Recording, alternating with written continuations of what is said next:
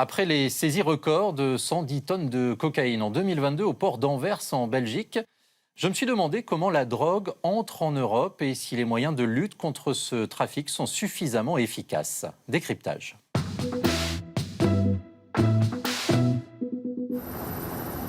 On se croirait dans un film à gros budget sur les cartels de la drogue au Mexique ou en Colombie. Pourtant, ces images sont bien réelles, filmées d'un hélicoptère de la police mexicaine lors d'une opération anti-drogue. Bien sûr, on pense aux barons comme Pablo Escobar ou El Chapo, ici en 2016 lors de son arrestation, avec à la clé des scènes de violence récurrentes. En Europe, évidemment, c'est différent, même si la situation inquiète toujours plus les autorités. Les mafias se partagent un gâteau estimé à 30 milliards d'euros par an en valeur de vente aux consommateurs. La lutte douanière, policière et judiciaire dans l'UE a notamment permis en 2020 de saisir 740 tonnes de cannabis et 213 tonnes de cocaïne.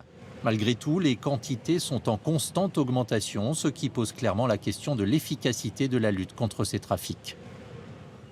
Mais avant cela, commençons par un état des lieux de la consommation des drogues en Europe, selon les données les plus récentes du rapport annuel de l'Observatoire européen des drogues et des toxicomanies qui concerne l'année 2021. «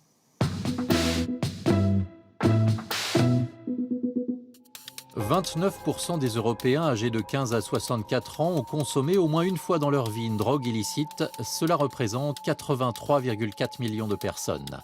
Rien qu'en 2021, le cannabis est de loin la drogue la plus consommée, qu'il s'agisse de résine ou d'herbe. 22,2 millions de fumeurs, soit 7,7% des Européens, et notamment une grande majorité de jeunes, avec près de 16 millions de consommateurs entre 15 et 34 ans.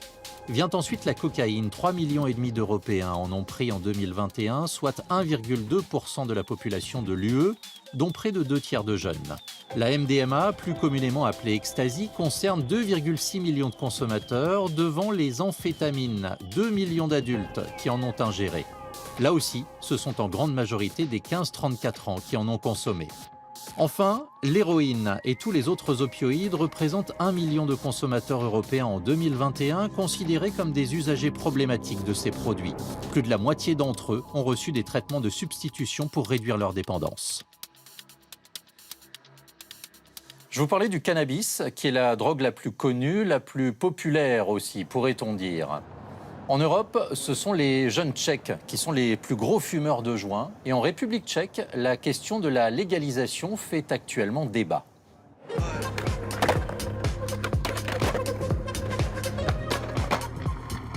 En fin d'après-midi, l'ambiance est très décontractée au parc Letna.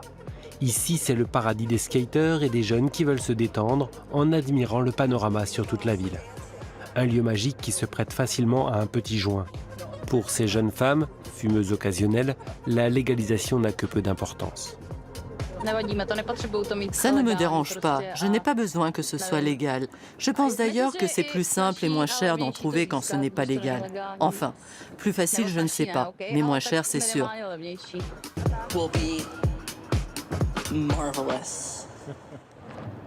La République tchèque a dépénalisé l'usage du cannabis en 2010. De ce fait, les petits consommateurs ne sont plus poursuivis en justice. Ils ne risquent pour de petites quantités que des amendes.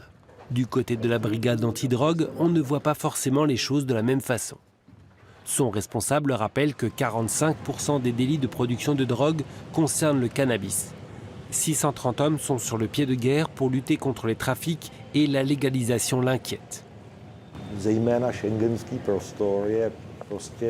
L'espace Schengen est un espace sans frontières, dans lequel les marchés de stupéfiants réagissent avec beaucoup de sensibilité à l'orientation plus ou moins répressive ou souple prise par un pays. On en arrive alors aux excès qui découlent du tourisme de la drogue, comme les Pays-Bas les connaissent depuis près de 40 ans, et au transfert de ce problème d'un État à un autre. Et si les Pays-Bas sont bien connus pour leurs coffee shops, ils sont surtout une place centrale du trafic de cocaïne en Europe. Tout comme la Belgique, et particulièrement le port d'Anvers, avec une saisie record l'année dernière, 110 tonnes de poudre blanche. Pourquoi la Belgique et les Pays-Bas sont-ils si stratégiques pour le trafic de drogue en Europe ? J'ai posé la question à Fabrice Risoli, spécialiste des mafias et de la grande criminalité, professeur à Sciences Po, ainsi qu'à Florence Angelici, porte-parole du ministère des Finances en Belgique chargée des douanes. Alors, le port d'Anvers, c'est un port historique où on retrouve des lignes de tout ce qui est transport de fruits depuis l'Amérique latine. C'est pareil pour le port de Rotterdam, qui a aussi cette même proximité par rapport aux lignes de fruits. On est par ailleurs à Anvers et à Rotterdam, au cœur de l'Europe. On est très bien connectés, donc c'est très facile d'aller partout et surtout vers l'Europe du Nord. En matière de logistique, car ces personnes sont avant tout des contrebandiers, ils sont capables de prendre un produit d'un point A à un point B et ils savent très bien ouvrir à chaque fois de nouvelles routes quand celles-ci se bouchent. Multiplication des contrôles dans le port de Rotterdam, eh bien on va à Anvers. Saisie massive à un moment dans le port de Hambourg, eh bien on va passer par les ports russes. Et pour faire entrer la cocaïne en Europe, les trafiquants rivalisent d'ingéniosité. La méthode assez classique, c'est de cacher au sein de la marchandise. Donc, par exemple, vous avez une marchandise, un conteneur de bananes, et au milieu, au lieu d'avoir des bananes, vous allez avoir des sachets de cocaïne. On a alors, des ananas qui ont été vidés et au cœur duquel on va retrouver de la cocaïne. On a également, par exemple, des vêtements imbibés de cocaïne liquide. Et donc, en Europe, il va y avoir un processus chimique pour extraire la cocaïne de ces vêtements. À la sortie des conteneurs ou à l'arrière des camions, ce sont ensuite les familles mafieuses qui récupèrent la drogue aux différents points d'entrée dans l'UE. Notamment la mafia calabraise, napolitaine ou sicilienne, les gangs albanais, la Mokro Mafia, qui est la mafia marocaine, aux Pays-Bas et en Belgique. Ces groupes vont alors répartir leurs marchandises sur le continent. Évidemment qu'il est logique que la cocaïne qui part d'Amérique latine fasse un trajet direct vers le port de Rotterdam. C'est ce qui s'est passé au début. Puis, les douaniers ont commencé à massivement saisir la cargaison de cocaïne. Qu'est-ce qu'ont fait les criminels? Ils sont passés par l'Afrique subsaharienne. Pourquoi? Parce qu'on passe par l'Afrique, on peut déposer la cocaïne qui va prendre un autre trajet, par exemple par avion avec la mafia nigériane. Le cannabis, en gros, à 80% de la consommation en Europe, c'est encore de la résine de cannabis qui vient du Maroc. Donc très clairement, vous avez une voie autoroutière, si je puis me permettre, il faut bien prendre le bateau un moment, bien sûr, mais enfin, qui passe par l'Espagne. Et là, vous avez des camions-tirs de commerce encore, de commerce international, avec énormément de cannabis à l'intérieur, qu'on arrête régulièrement en Espagne, à la frontière française, en France, dans les hangars, à Lyon, en Seine-Saint-Denis. Vous avez la technique des go-fast, mais c'est toujours direct. En ce qui concerne l'héroïne, vous avez une route historique, bien sûr, puisqu'elle est produite en gros à 80% en Afghanistan, celle que nous consommons en Europe et en Russie. Donc, pareil, c'est une voie la plupart du temps terrestre, qui passe par l'Iran, qui passe par la Russie. Et donc, tout ça prend la route et on fait des saisies régulières dans chaque État, Roumanie, Bulgarie, les Balkans.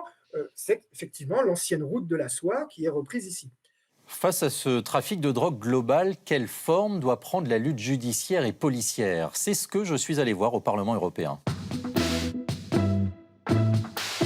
Pour cela, j'ai rencontré Fabienne Keller, députée européenne du groupe Renew, membre de la Commission des libertés civiles et de la justice.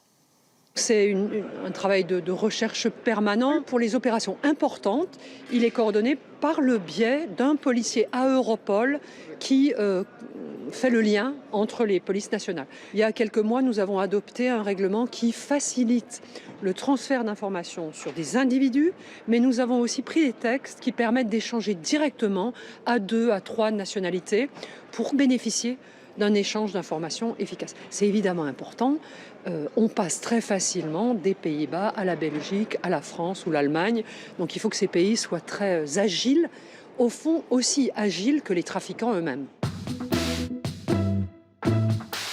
Dépénaliser, voire légaliser certaines drogues peut être une piste à suivre.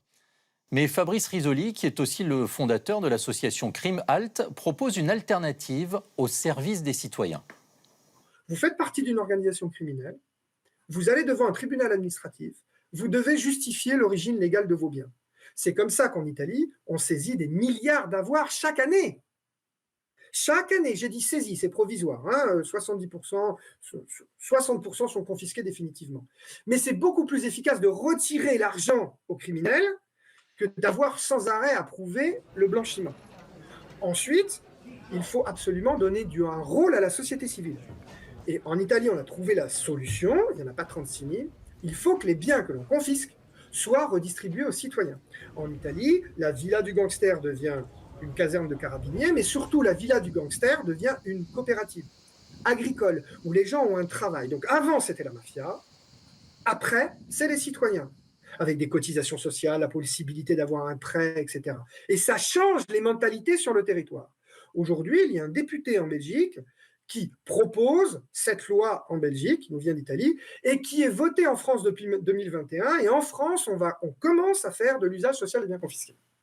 L'Europe aujourd'hui est un carrefour stratégique pour le trafic de drogue au croisement des routes d'approvisionnement de cocaïne, d'héroïne et de cannabis. Sans omettre les drogues de synthèse qui représentent un marché juteux pour les groupes qui en produisent et les exportent.